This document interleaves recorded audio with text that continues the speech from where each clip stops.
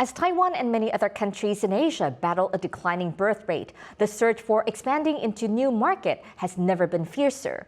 With China's population declining for the first time in 60 years, India, with its 1.4 billion people, is expected to surpass China's population in 2023. As the world's fifth largest economy and current chair of the G20, we take a look at how India is working with Taiwan on strengthening ties on all fronts. Hello and welcome to Taiwan Talks, covering the latest global news and analysis from a Taiwan perspective. I'm Betty Chen. I'm Rath Wang. Coming up on our show today, with 2021 total bilateral trade between the two democracies reaching a new high of $8.4 billion, we discuss how Taiwan and India continue to strengthen ties with 3 new MOUs on green energy and technological manufacturing as both countries work to decouple from China. Then we hear from Professor Alan Hao Yang, Executive Director of the Center for Southeast Asian Studies at National Chengchi University and Executive Director of Taiwan-Asia Exchange Foundation, on Taiwan's record investments in Southeast Asia. Since 2022, the first quarter of 2022, Taiwan became the first number one foreign investor of Thailand, even surpassing Japan and also China. We will then discuss the government's push to invest in India and other parts of South and Southeast Asia, and how Taiwanese companies are faring in finding new innovative markets and reducing reliance on the Chinese economy. We also hear from Professor Jay Batongbacal, the director of the Institute for Maritime Affairs and Law of the Sea at the University of the Philippines. As an expert in international law and development, he shares how ties between his country and the U.S. and Taiwan continue to grow despite President Marcos Jr.'s recent visit to China. Promises by China that come out of these kinds of meetings do not necessarily translate into action. In the meantime, the Philippines and the United States relations, especially with respect to defense, have seen quite a flurry of activity. Lastly, we will discuss how Taiwan is working with India and other countries around the region on collective security and deterring against further aggression from China. We will also talk about India's vital role as part of the Quad security dialogue. Welcome to the show. Joining us in a studio to discuss this today is Albert Chiu, Professor of Political Science at Tunghai University. Albert is an expert in international affairs and Taiwanese foreign policy. And Sana Hashmi, Postdoctoral Fellow at the Taiwan-Asia Exchange Foundation, a policy think tank focusing on Taiwan's cooperation with Southeast and South Asia. Sana is a native of India. A warm welcome back to both Professor Chiu and Sana. I spoke earlier to Professor Alan Hao Yang, Executive Director of the Center for Southeast Asian Studies at National Chengchi University and Executive Director of Taiwan-Asia Exchange Foundation. And I also spoke to Professor Jay Batongbacal, the Director of the Institute for Maritime Affairs and Law of the Sea at the University of the Philippines. Batongbacal is an expert in international law and development and former Taiwan Ministry of Foreign Affairs Fellow. Let's now talk about how Taiwan and India are strengthening their ties. Both countries face common challenges from increasing Chinese aggression. Sana, are Taiwan and India ties at their best? My answer would be yes. There is a lot of convergence and there's a realization that there's convergence of interest and views between India and Taiwan. So I would say at least since the initiation of the new Southbound policy and specifically since 2020, the relations are at its peak. Professor, Sana mentioned that Taiwan and India relations are now at its best. What issues do you feel still remain, even though there's this huge deal of investment, cooperation that's growing and flourishing? Mm-hmm. All right. First of all, I think Taiwan and India could be a great trade partners.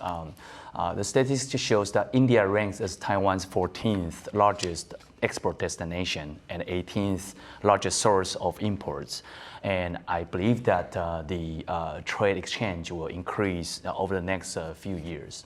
Number two is that I think Taiwan and India share a lot of similar traits. Democracy, of course. India is a democracy where election is held on a regular basis, so does Taiwan. And the second is that the congruence of the tech skill and personnel, especially semiconductor production. But I do want to remind, as a response to your question, is that there is a trade barriers between Taiwan and India. Still, the status quo is like that.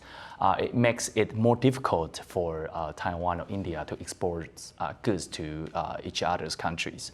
Okay, so first of all, we have to make sure that we reduce the amount of the double taxation. For example, one company have to take the tax money in Taiwan and then pay the money, tax money second time in India. Then we do not want to see that. The fact is that the current situation, many companies from Taiwan, if they want to export goods to India, they really have to find a third country to import. So that's not good. Okay, when I was in the United States, people were often talking about India. Maybe it's a stereotype, but I think it's some truth to that is that India has the cheapest IT talents in the world. And India talents smart and very diligent, working hard.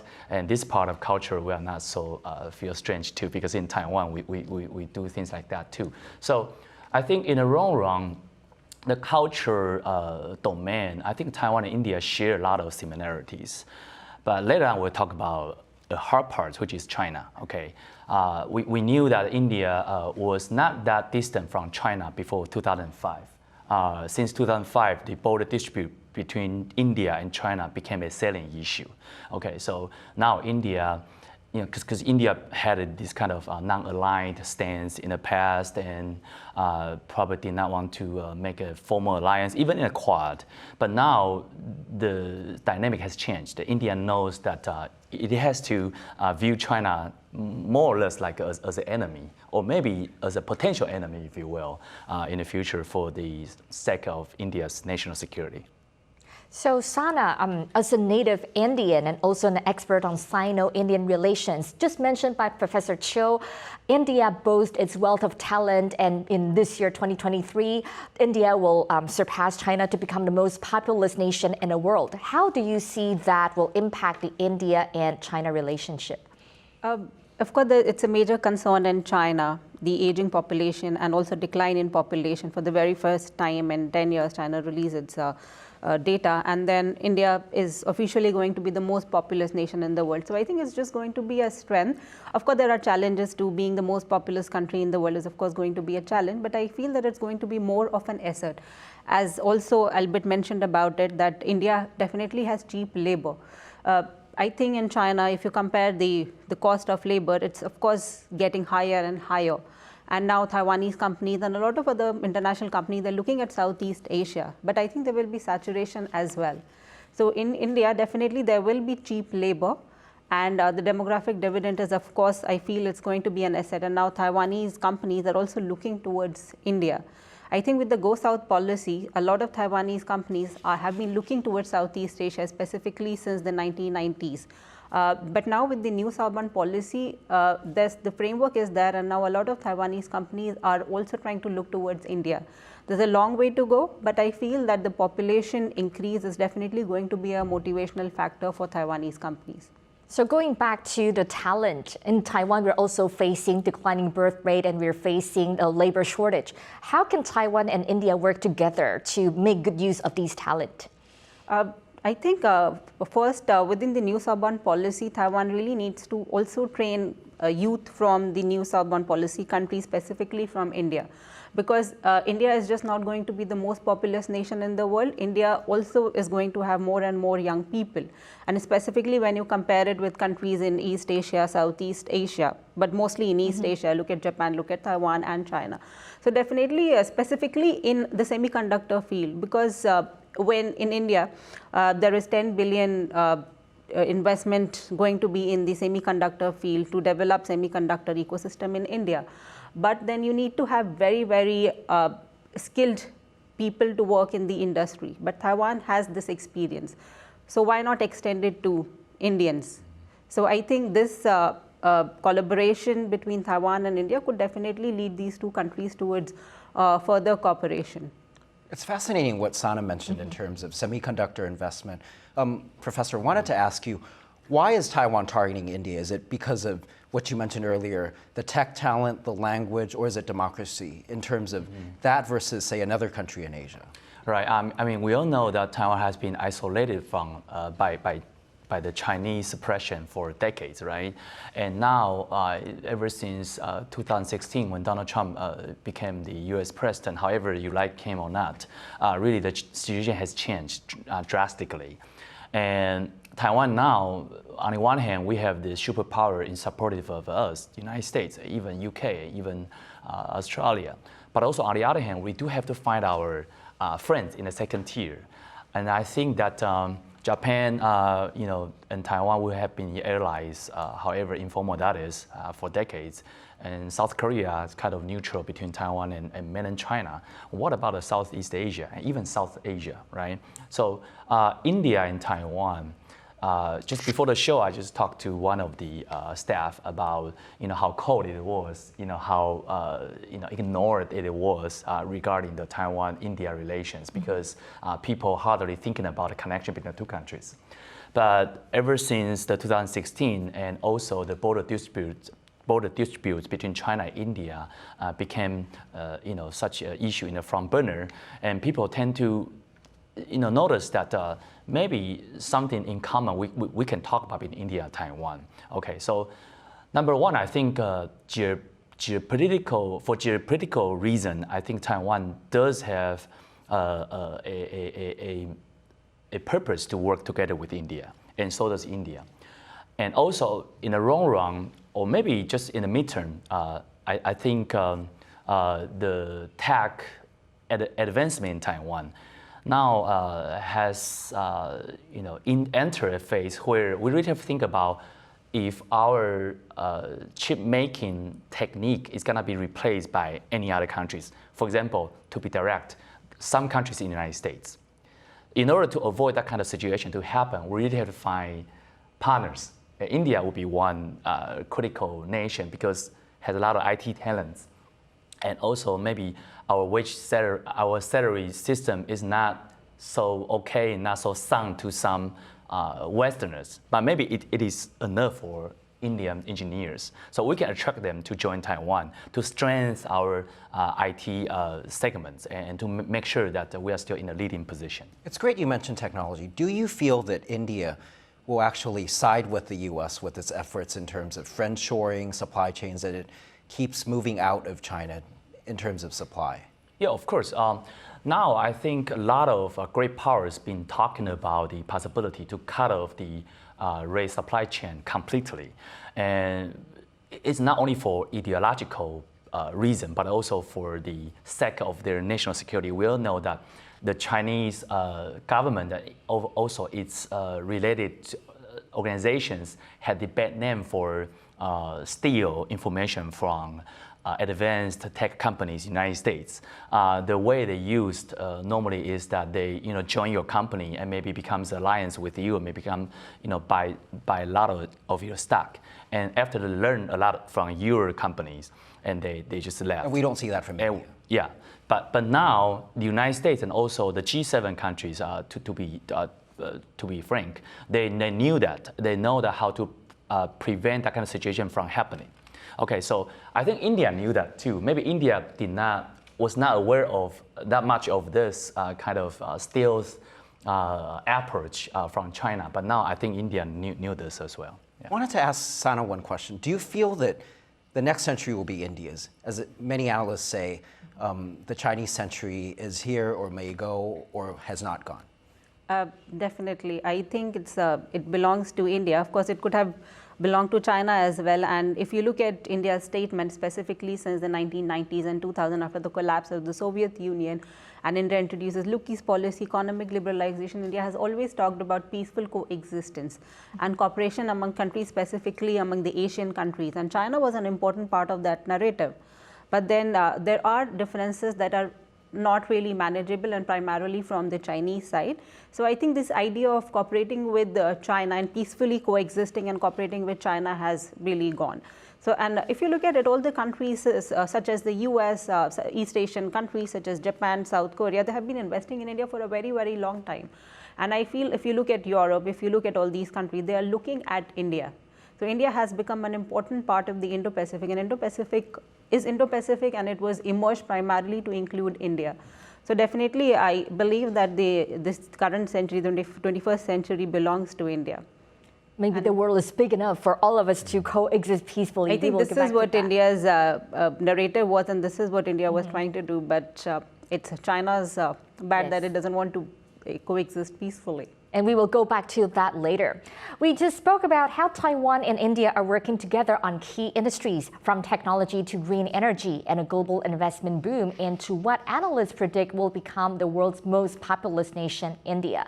Coming up next, we will be hearing from Professor Alan Hao Yang, Executive Director of the Center for Southeast Asian Studies at National Chengchi University, on Taiwan's record investment in Southeast Asia. Let's now hear from Professor Alan Hao Yang, Executive Director of the Center for Southeast Asian Studies at National Chengchi University and Executive Director of Taiwan-Asia Exchange Foundation, where Sana is also a postdoctoral fellow. Yang spoke to me about Taiwan's record investments in Southeast Asia as the country reduces its economic reliance from China. Let's take a look. Taiwan's relationship with key Southeast Asia countries can be traced back to the mid-1990s. And that is the first wave of the Go South policy. And also, starting from 2016, when President Tsai Ing-wen took office, her new Southbound policy prioritized our relationship with key Southeast Asian countries and also the region as a whole.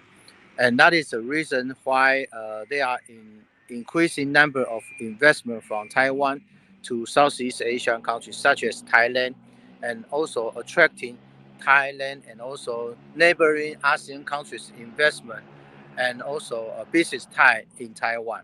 And since 2022, the first quarter of 2022, Taiwan became the number one foreign investor of Thailand, even surpassing Japan and also China in the first quarter of 2022.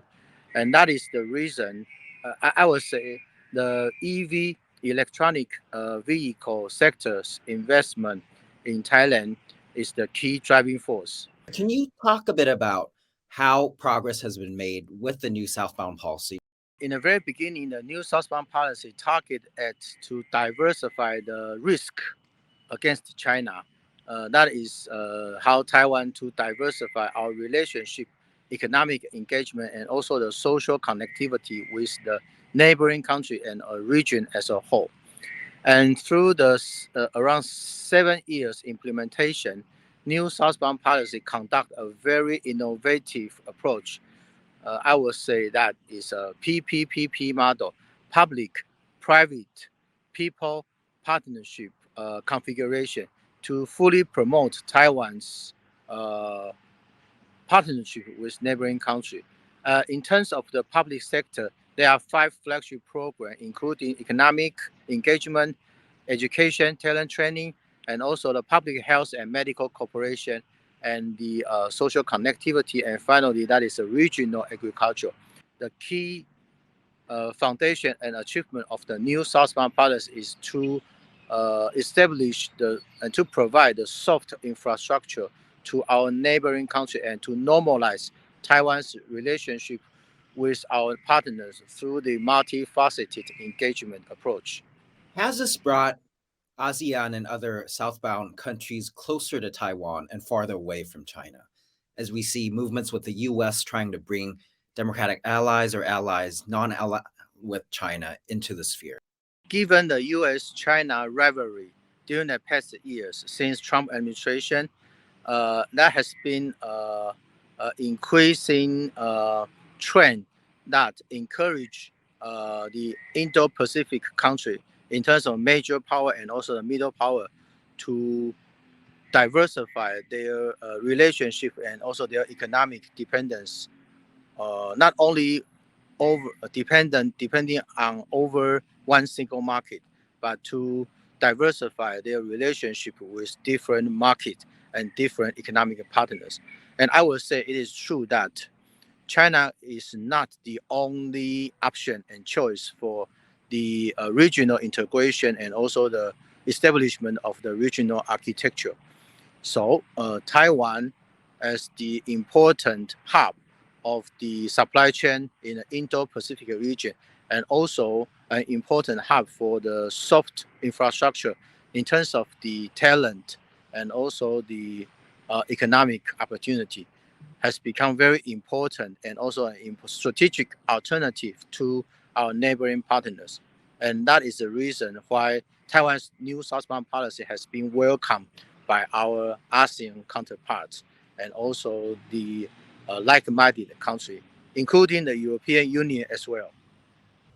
You just heard Professor Yang speak to Rath about how the new southbound policy is helping to reduce the nation's reliance on Chinese economy. Let's now talk about how that is coming into play. So now, Professor, we know that in the government's new southbound policy, Taiwan is exporting to 18 new southbound countries, and the total export exceeded $97 billion, which is equivalent to half of our exports to China. So among the 10 ASEAN countries, our top two export destinations are Singapore and Malaysia. What are the reasons behind that? Okay, I think this is a great question. When we talk about the green technology, it's not only in the future, but also happening right now as the time we speak. The number one product I would like to talk about is the electric car, electric scooters, and other short distance transportation tools such as the electric skateboarding. Okay, now I actually commute to my school by the electric bicycle as well. Wow. So that's like very cost efficient and also very convenient too. And that gradually will become something that everybody talk about. That is why Tesla, the stock market price was kind of dropped a lot, but now it has surged again, because that's gonna be the number one issue that for any country who are serious about the economic, environmental protection needs to deal with. Okay, so for Singapore, and also let me finish at that part, and that is why Tunghai, the company, had determined Thailand as the major sites for constructing the electric car as a car making site. And now Taiwan's its top investor. Yeah, yeah, then that's great. Okay. And as for Singapore, we all know that Singapore has a very mature investment environment where the salary structure is sound and people speak English over there, and also the intellectual property rights is protected. So a lot of high-tech talents or personnel, they went to Singapore for their dream. Not to mention that the pay there is like multiple times in Taiwan. Okay, so that is why the tie between Taiwan and Singapore becomes increasingly very evident out there. As for Malaysia, it needs Taiwan's cash investments so bad, especially after the COVID-19 pandemic, the destructive one. In the past, Malaysia actually was focused on multiple industries, for example, the pharmaceutical industry, and even the textile industry. And now they want to find something new. Okay, but anyway, so let's talk about India. I think in the first part of the conversation, we've been discussing why India is so compatible with Taiwan in terms of technological developments and also the share of the value in democracy and so on. And I think that it is really important for us to take one step further to talk about the possibility for us to forge an alliance, even though I know that in India it has a non-aligned tradition with other countries. But after all, this is the 23rd years of the 21st century. So maybe the mentality and also the strategy for India needs to change a little bit. That's my suggestion. So I have a question for Sana. And we are talking about not just the new Southbound policy. India also launched Digital India and Make in India policies. What can Taiwan do to forge closer cooperation with India? India has launched a lot of schemes and policies, such as you mentioned, Digital India, Make in India, and now Self-Reliant India, that's Atmanirbhar Bharat in Hindi. So I think Taiwan could definitely play a very important role and become a part of India's story, I would say. So there's a lot that's going on, and when India talks about economic policies and when India talks about external engagement, I think Taiwan is really among one of the top 10 countries, if not among top 5 countries. So I believe that what India wants is more and more investment from Taiwan, and not just in the field of semiconductor, but also, for example, in the field of EV. And that's actually happening. There are a lot of EV companies from Taiwan that are going to India. So there is a lot of collaboration between India and Taiwan that's happening. And as you mentioned, it just didn't start with new Southbound policy. Of course, now there is an institutional framework that exists. But the economic collaboration and cooperation has been happening at least since the 2000s and 2010. But I believe with the new Southbound policy and with this newfound bonhomie between India and Taiwan, I'm seeing that there is more forward, there are more motivations for the companies from Taiwan to look towards India. And I believe when we talk about India, of course, very difficult to decouple from the Chinese economy. There have been efforts we are seeing from the Chinese side, from India's side as well. But last year, India's trade with China, it actually increased, and so is the trade imbalance. So what Taiwan and India, they have been trying to do is to just find ways to strengthen cooperation among each other. And specifically for Taiwan, what we are seeing is that India is becoming a part of this China plus one model.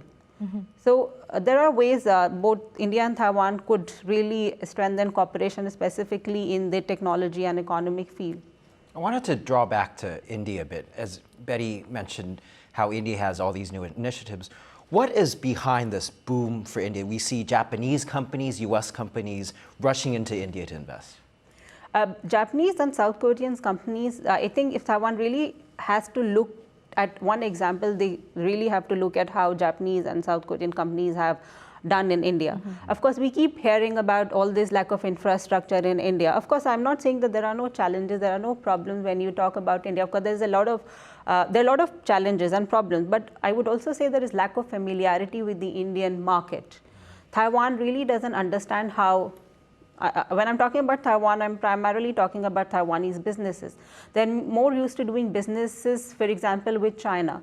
They're more familiar with China and Southeast Asia. Now, India is a very different market. India is a very complex country, and India is a democracy. There is bureaucracy, and who knows it better than Taiwan? But then I think this lack of familiarity has been a problem. So I feel that Taiwan could really take cues from countries such as Japan and South Korea. And I feel specifically Japanese companies have done an amazing job in the Indian market. And now India is a huge market. India is the most populous country. So I think, of course, India also wants Taiwanese investment. But if you look at just from the perspective of a huge market, I think Taiwan has to gain more from going to India, looking towards India. As an Indian expert, can you talk a bit about how these companies from Japan and South Korea have overcome this? I think it took a lot of time. It just can't happen in a go. It took them like at least 2-3 decades to establish themselves. So I believe that patience is the key. But I believe that for Taiwanese companies and businesses, what they want is like everything should be done like very quickly. So I think I would suggest that patience is the key, and learning about the market, learning about how people deal with foreign companies and countries. I think it would be a very important task for Taiwan. But I believe that that was a very different period when Japanese and South Korean companies came to India. Now Taiwanese companies are trying to come to India in like 2020s and now. So I believe there are a lot of challenges for Taiwanese companies, and they really have to be patient when they look towards India and when they try to deal with India. So I think patience is the key. So you talk about patience is the key, and also it is very important for Taiwanese people to really go there to India to get familiarized themselves with the local culture, languages, and the way they do business. Also, right? I feel that we keep talking about Tunghai, we keep talking about all these giants from Taiwan. But I think what would be more important that Taiwanese medium and small enterprises go to India.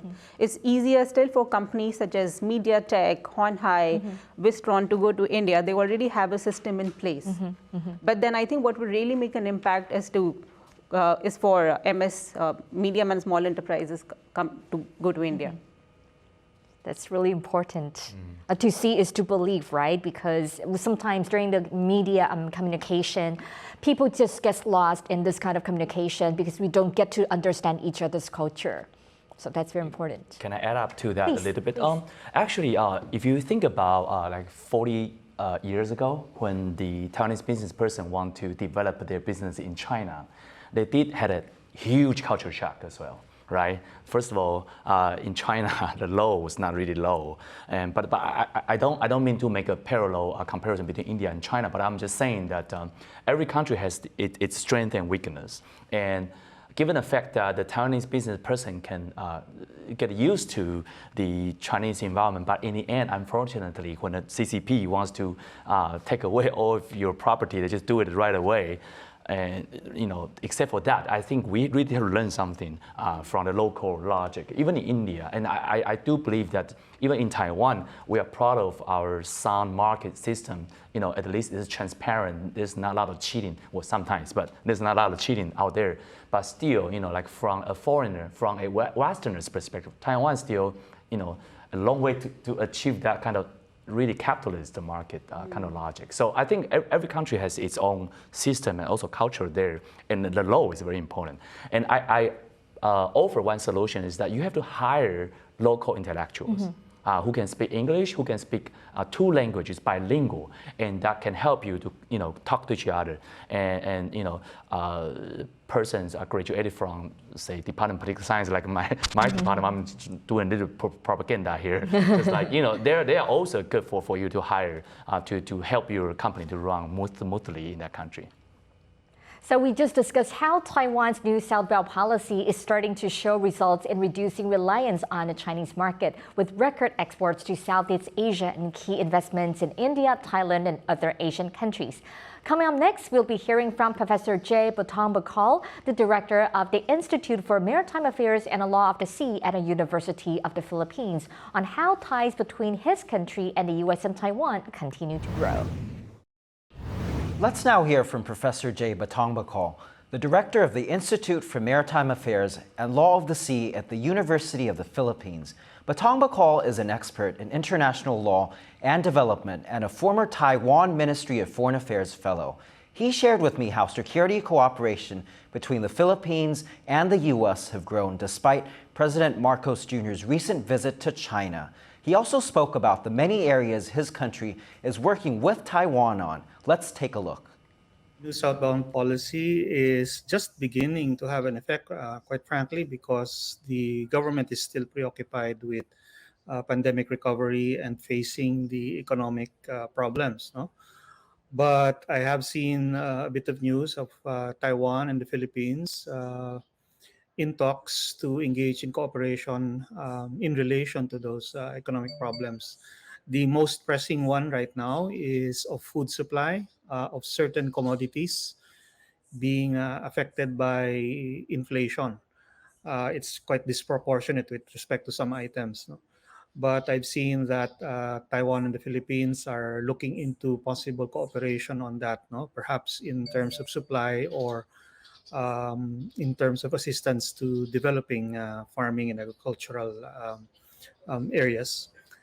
I've also seen some news about cooperation, particularly in terms of migrant workers.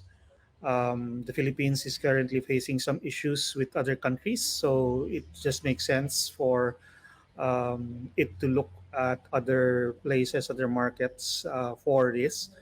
And Taiwan has traditionally and historically been one of the stronger markets for Philippine workers.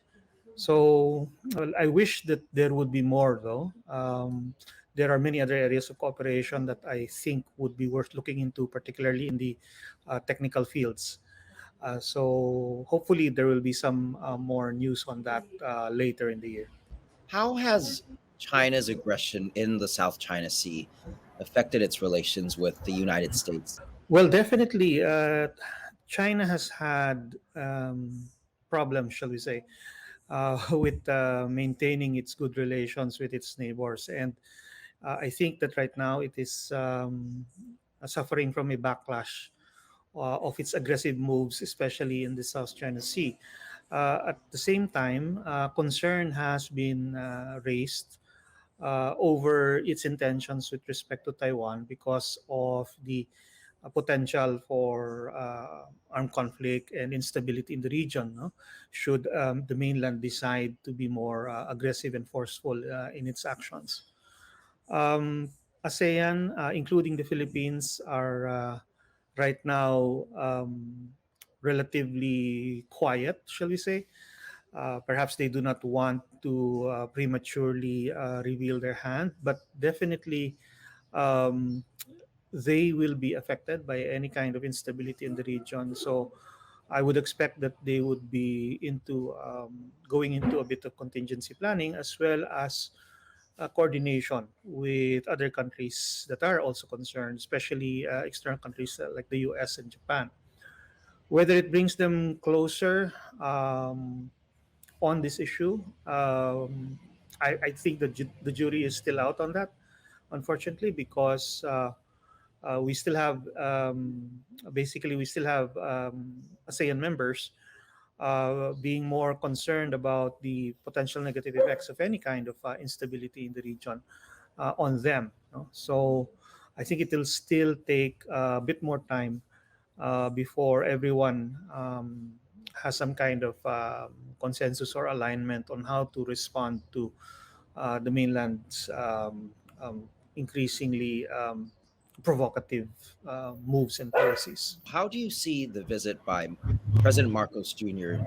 to China, meeting with Xi Jinping? Has that affected its relations with the United States and vis-a-vis Taiwan? Actually, I think not, because the first meeting, while it was seen as a diplomatic success, in terms of its actual effects, actual benefit, that remains to be seen.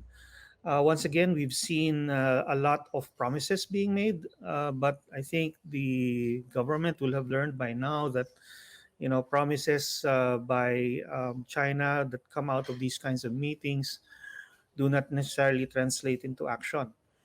In the meantime, the Philippines and the United States relations, especially with respect to defense, have seen quite a flurry of activity. We have had various visits by high officials. No, even after Vice President Harris came last November, there have been a string of visits of other officials, no? Including from their defense department. And today, I think they just announced that there was some progress made on talks on implementing the enhanced defense cooperation arrangement. Definitely, these will be linked somehow to concerns over what happens in with Taiwan and the future of the region. No? So I think that will be a factor, no? And in a way, that is also an indicator that U.S.-Philippine relations have not really been greatly affected by the Philippine-China relations. We just discussed how countries around the world are coming together in countering an ever more aggressive China, including the world's largest democracy, India. Let us know in the YouTube comment section what your thoughts are on the growing India-Taiwan partnership and whether India will supplant the Chinese century. Also, if you like our shows, please subscribe to the Taiwan Talks YouTube channel at Taiwan Talks 2022. You just heard Professor Batongbacal speak to Rath about how his country and the U.S. are strengthening their security ties, which includes strategies around a potential Taiwan contingency. Let's now discuss how countries in the region are coming together on regional security amid rising Chinese aggression. So, Professor, I would like to know that Sana just mentioned that trade between India and China reached a new height last year, but India also tries to diversify its market. So, what are the success we can learn from India's experience in diversifying the market and reducing the reliance on China? Okay, well, actually, China has a deep economic footprint after years of heavy investments in the Southeast Asia as well as in India too. Even India has taken statistics shows in nearly 17 billion USD in Chinese investment since 2005. Between 2005 and 2020, China's exports to South Asia increased fivefold. By contrast, the region's economic ties with Taiwan are only moderate. Taiwan's total annual trade with this region is estimated at 9 billion. So it's hard to compare or compete against China in this, but it doesn't matter. It's not about quantity, it's about quality, okay? For me, I think India, the reason why India could effectively get rid of China at the current stage is as much as when India took this non-aligned stance before. It was really smart to say that. I really have to compliment that. India is willing to reduce its economic reliance on China, not only because its sharp rivalry with China, but also because India knew that in the long run that China is not gonna do any good with India in economy. Okay, how has India been able to get rid of China? I got three reasons for that. Number one is that India will soon overtake China as the most populous country. Number two, India's cooperation with the United States, such as quadrilateral security dialogue, not only facilitates its national security, but also deepens its communication with the United States in developing information technology with the United States. Number three, India itself is a massive market to digest its own products, but also is able to purchase a lot of foreign products to the extent that India still have to deal with its own issue, for example, the wealth gap in a domestic India society. Finally, India as a non-aligned movement country, as I mentioned early on, it's really remind Taiwan as a point that how we are gonna interact with India, especially when it comes to a Taiwan contingency with China. So that's kind of deserve our attention for more discussion. It's great how you mentioned, Professor, in terms of how India's role in regional security is increasing. I wanted to ask Sana, with your recent op-ed, you mentioned that India's foreign policy is not to use Taiwan as a card against China. Can you talk a bit more what that means? I would say that India hasn't really used Taiwan as a card, and this is something that we keep hearing, that countries using Taiwan as a card against China. As their relations with China become worse, then Taiwan becomes a card for a lot of countries. And specifically last year, when India's Ministry of External Affairs spokesperson mentioned about the tensions in the cross-strait and also kind of accused China of unilaterally changing their status quo. There were a lot of scholars who said that India now is using Taiwan as a card. But I think that was a very genuine statement that came out of this realization that India and Taiwan are kind of facing similar threat from their neighbor China. So when I said that India hasn't, that was not India using Taiwan as a card, I said it because we have to really see India's relationship with China and Taiwan separately. India has a very tricky, precarious relationship with China.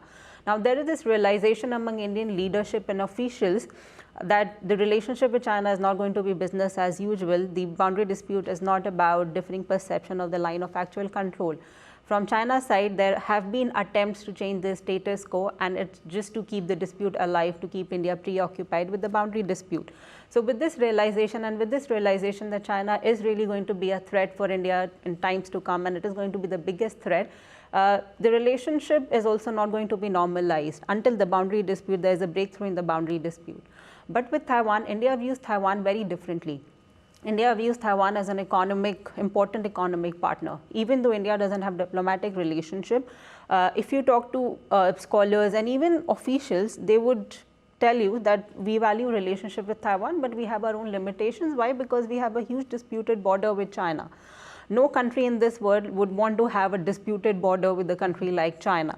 And I think Taiwan is one country that knows it better than many countries in the world.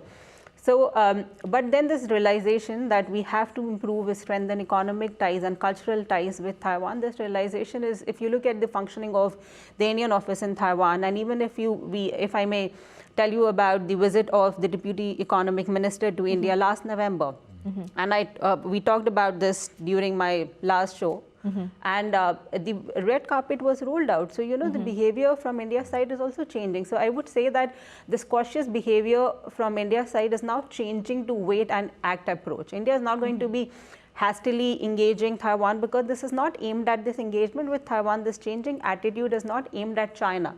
It's not aimed at needling China. What India is trying to do is to kind of strengthen ties with Taiwan, so there is a long-term framework with Taiwan. With India's changing attitude, I wanted to go back to Professor. You mentioned earlier about how India is actually having an increased role in U.S.-led security in Asia. We've seen the Indian counterpart to Jake Sullivan meet at the White House, the National Security Advisor. Do you feel there are implications on regional security and Taiwan in this context? Sure. Jack Sullivan met up with the delegates from India and talked about the importance of alliance between India and the United States. I think that does have a tremendous implication for Taiwan. Number one, we knew that the Quad, the informal alliance between India and the United States and also Japan and Australia, it does play a role when it comes to a potential conflict between not only India and China, but also China and Taiwan. Okay, even though India and Taiwan are two distant countries, but like what Sana just mentioned, that we do have our individual issue with China, border dispute in India, and also Taiwan Strait contingency for Taiwan. So think about, there's a interesting scenario. Whenever there's if there is a scenario where China has to fight two wars, one against India, the other one simultaneously with Taiwan, and on the back of Taiwan is the United States, do you think that China can survive? I don't think so. Since the 20th century, people have, experts have been talking about the country on earth who is capable of fighting two wars simultaneously. That is the United States. That is not China.